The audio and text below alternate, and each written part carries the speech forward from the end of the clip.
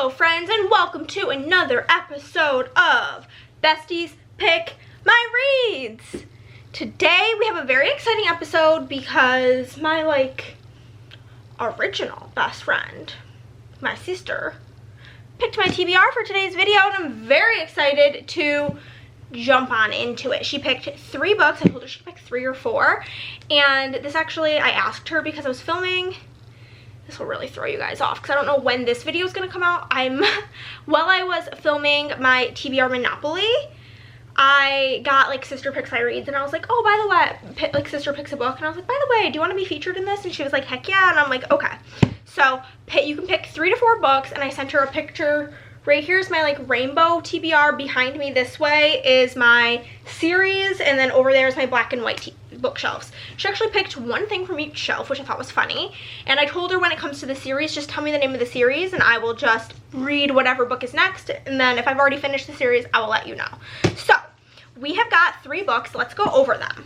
The first book she picked is The Tenant by Freida McFadden. This is a new Freida book that came out recently. And it's actually blurred by my boy Riley Sager on the front. And my sister's a big Freida fan. It's kind of like the first books that me and her bonded over was Freida's thrillers. So I honestly have no idea what this is even about. I love that Freida books are really quick, really fast, really short chapters. I've been reading kind of a lot of flops from Freida lately, but it's all of her books that are from 5 years ago that I'm not really liking. So I'm hoping because this is newer, I will like it. But let's see what it's about. Blake Porter is riding high until he's not. Fired abruptly from his job as a VP of marketing and unable to make the mortgage payments on the brand new brownstone house he shares with his fiancée, he is desperate to make ends meet. Enter Whitney, beautiful, charming, down to earth, and looking for a room to rent. She's exactly what Blake's looking for, or is she? Because something is not right. The neighbors start treating Blake differently. I was like, is Blake a boy or a girl? It's a boy. The smell of decay permeates his home no matter how hard he scrubs. Strange noises jar him awake in the middle of the night, and soon Blake fears someone knows his darkest secrets. Danger lives right at home, and by the time Blake realizes it, it'll be far too late. The trap is already set. This is very interesting. I don't think I've read really any of the Freida books that I have read are the male point of view, so that'll be interesting. Then she picked the Crazy Rich Asians series, which this will be completing a series for me, so I'm so excited. I've listened to the other books on audio, and I think the audio is done super duper well, and I will be listening to this one. They're all just available at my library, so if you have Libby, I highly recommend checking them out. These books are kind of long though, they're deceiving. It doesn't look this is Crazy Rich Asians and this is The Tenant, right? They look about the same length, right? The Tenant is 350, and this is about 500 pages. I don't really know how the math is mathing, but basically, book 1 pretty much follows Crazy Rich Asians, follows the storyline of the movie. And then book 2, China Rich Girlfriend, is the story of them planning their wedding and Rachel learning more about her father. This one, let's find out. Nicholas Young's grandmother, Su Yi, is on her deathbed. While he rushes to be by her side, he's not the only one. The entire Sheng Young clan has convened,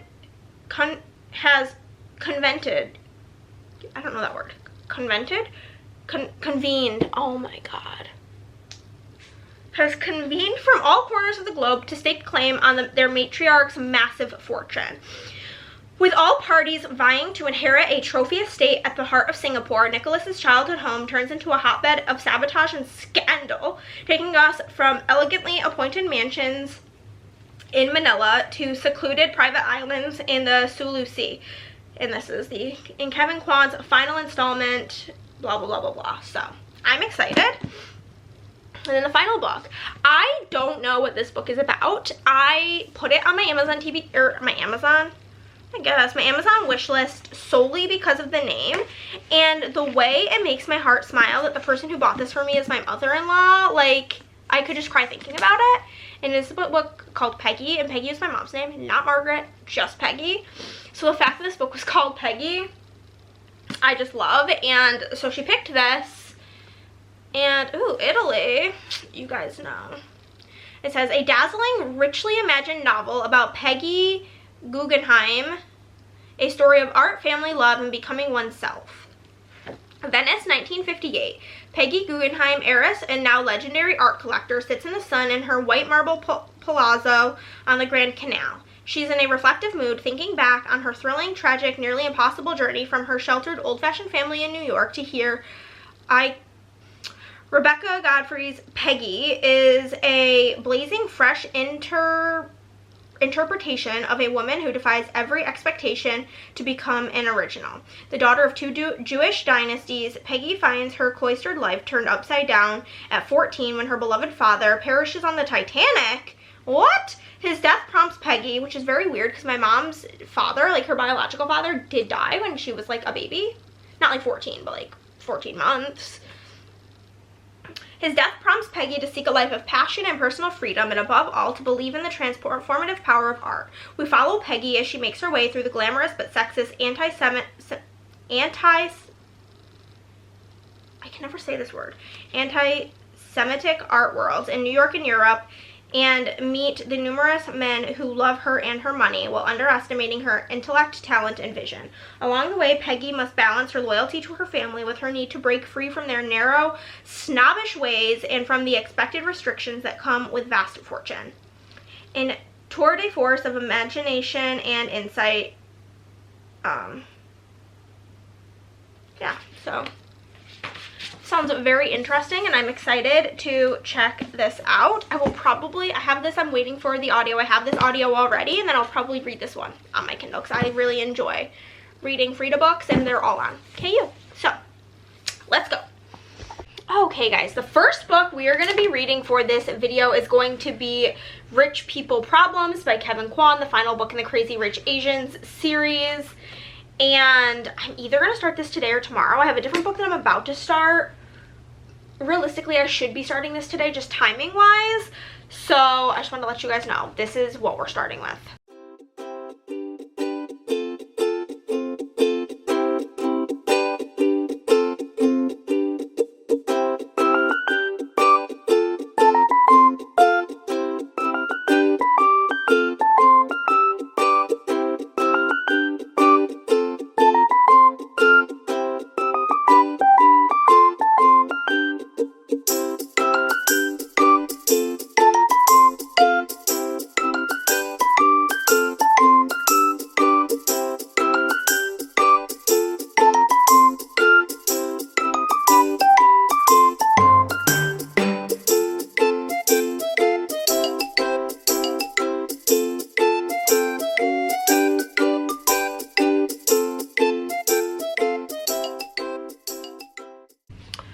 Okay, guys, we are not very far into this. I think we're like less than 20%, 14% into this book, but I did want to let you guys know what we got going on.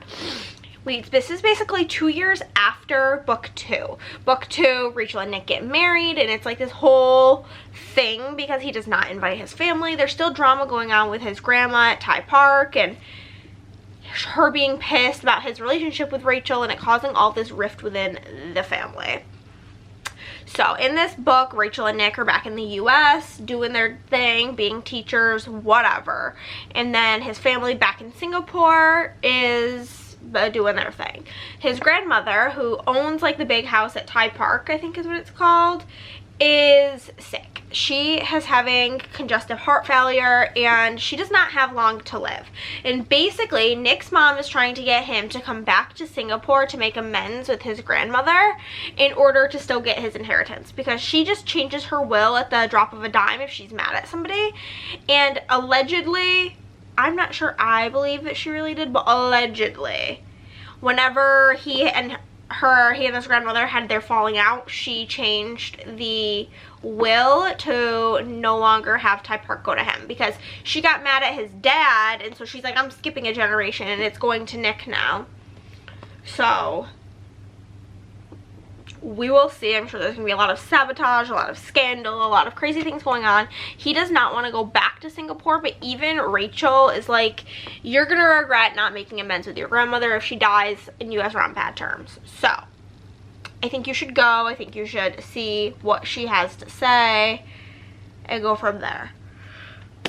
So that's really all that has happened so far. I do plan on, this is like these books are very deceiving because this book is over 500 pages. It does not look that long. Like, it looks like a regular 350 page novel, but she's a chunky girl. But we are gonna finish this today. It's a 16-hour audiobook, and I do have 13 hours left.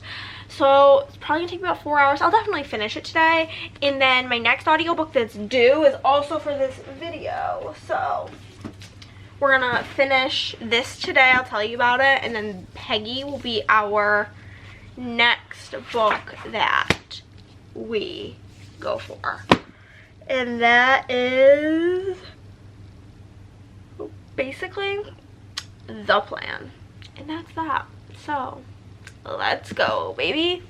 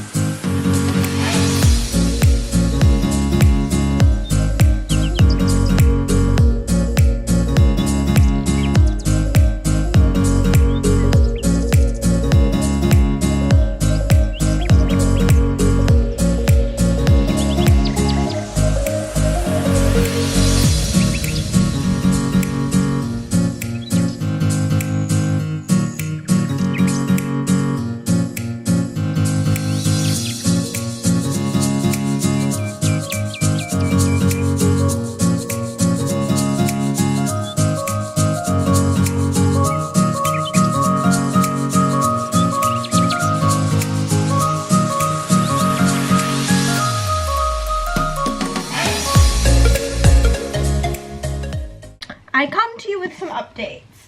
We have finished Rich People Problems, and I hate to say I gave this book 3 stars, and for me a 3-star is not bad. It was still good. I still enjoyed it. I'm glad to have read the entire trilogy, but this one was not as good as the other 2. We did not get very much of Rachel and Nick, which, like, I love Rachel, so whoa, that made me kind of sad. Like, I wanted more of them in the story, and it just kind of felt like an afterthought of a story. It didn't feel like, it felt unneeded. You know what I mean? You ever like read like a sequel or a book in a series and you're like, maybe we should have just stopped. It's kind of how I felt. I kind of felt like it didn't really need to occur. So I gave it 3 stars. I'm glad to be able to check that off of the series that I'm in the middle of. And now I'm about halfway through Peggy. I'm actually going to be taking a break from listening because my headphones need to charge. I forgot to charge them last night. But I don't really know what this book is about. Like, I don't really get it. We have our main character, Peggy Guggenheim, and her family, they're Jewish. We're in like the 1950s, and they have like all of this money, but they're also kind of hated. Her parents want her to like, well, her dad died in some sort of like boating situation. It was like not the Titanic, but like same vibes, because they've referenced the Titanic, and this other guy who was gonna go on the Titanic but got bad vibes didn't, but then he went on this boat with her dad and also died. His dad was like having a mistress, and she's kind of like, Peggy has often been misunderstood and disrespected, seen as a slutty dilettante who threw her money around. But Peggy is a woman full of wit, savvy, passion, hungry for experience, purpose, with an eye for art for people that others couldn't yet appreciate. A beautifully imagined, superbly written novel about the tenuous line between life and art. I don't really get it, if I'm being so for real with you. She, like, her mom and her don't really get along. Her and her sisters have, like, this weird relationship. This guy just proposed to her, and the same night it's like, maybe I don't want to marry you. I don't really know. It's giving 2-star because I don't get the point. Blazingly fresh interpretation of a woman who defies every expectation to become an original. The daughter of 2 Jewish dynasties, Peggy finds her cloistered life turned upside down at 14 when her beloved father... Oh, it is on the Titanic. When her beloved father perishes on the Titanic. His death prompts Peggy to seek a life of passion and personal freedom, above all, to believe in her transformative power of art. We follow Peggy as she makes her way through the glamorous but sexist anti-Semitic, I can never say that word, art world of New York and Europe, and meet numerous men who love her and her money while underestimating her intellect, talent, and vision. Along the way, Peggy must balance her loyalty to her family with her need to break free from their narrow, snobbish ways. I don't know. I'm not enjoying this. I'm thinking it's very fucking boring, if I'm being honest with you. I'm like halfway through. I will finish it maybe later. I don't know. I'm gonna let my headphones charge because, like I said, I was listening and then they're like, battery low. So we'll get to it when we get to it. But so far, not so good with this one.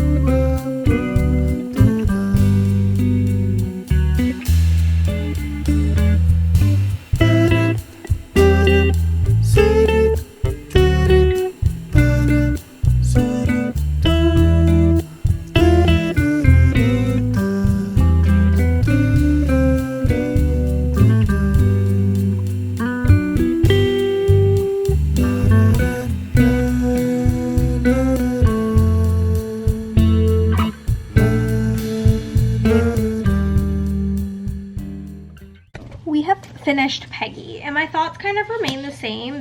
I gave it 3 stars. It was the most mid book ever. It's literally just about this woman Peggy and her life in this terrible time, basically.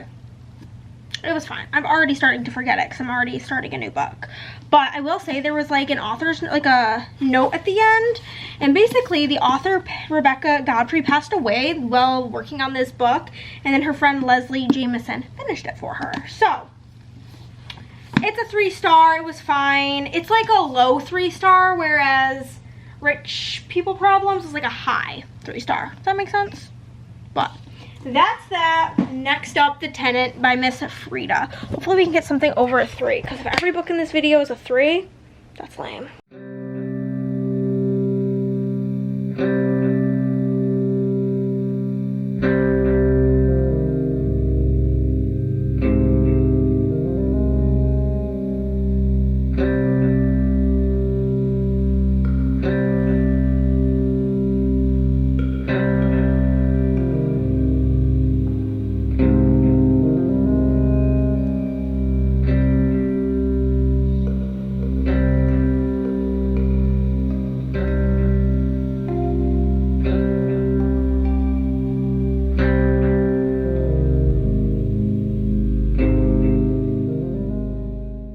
Okay guys, we've done it, we've finished. I literally brought that in here just to show it to you. I'm gonna make myself a snack while I tell you about this boot.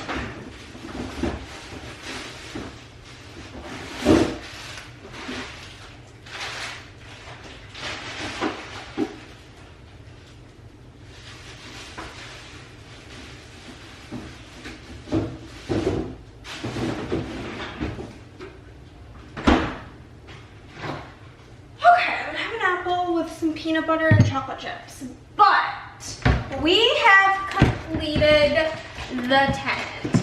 I was gonna come check in with you guys halfway through, but I didn't like particularly have really anything of importance to say.